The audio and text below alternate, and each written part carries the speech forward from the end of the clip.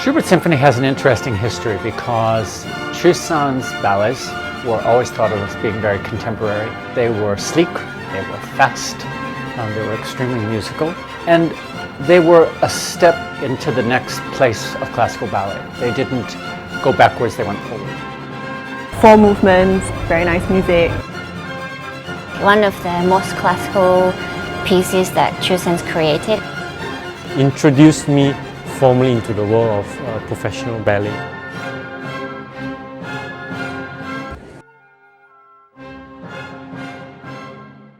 The ballet is just under 30 minutes long, and he choreographed it in 17 hours. Because the dancers were so used to working with him, they moved along with him.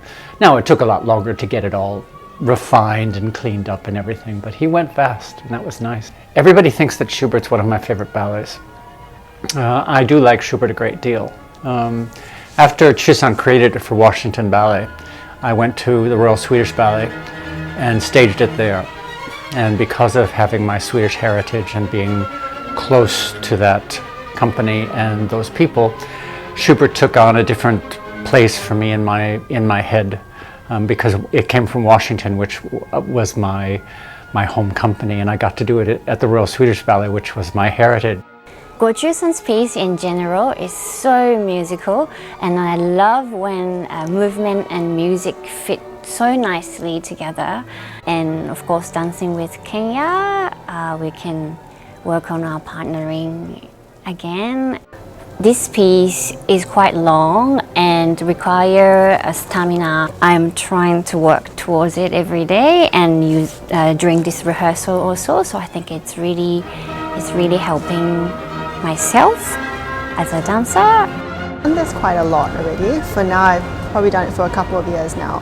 Obviously, with every new thing, I mean, you approach it like how you approach any ballet, but the more you do something, you get more accustomed to it and more in tune to it. I think at this point now, I don't think so much. I try and let myself just enjoy it because the music and the steps are so in sync. I find that for me, more often than not, when I think less, it always turns out better. But of course, in the beginning, you have to learn the steps, make sure you're on the music. The ladies do the first and the second movement together. There is no break, so that's a bit of a stamina.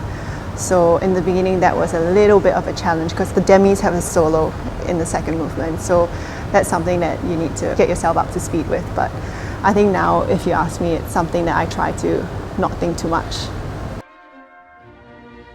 What he has the principals do either is reflected by the group doing it, the 6 couples doing it, or everybody doing it.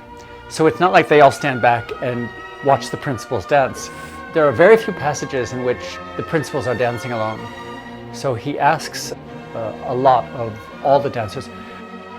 There's very clear movements, very gender-specific movements, and it's also done in a very classical manner, like the ladies are dancing to very soft, delicate music, and when the strong music comes on, the guys are usually the one that's dancing. Doing run-throughs and we are given notes.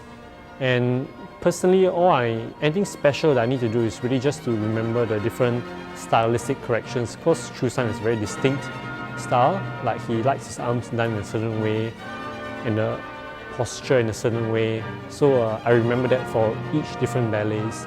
To me, it is really special, really meaningful to be able to dance a work by Choo-San with all his connections to SDT and his status as a Singaporean choreographer who actually was very successful in the West.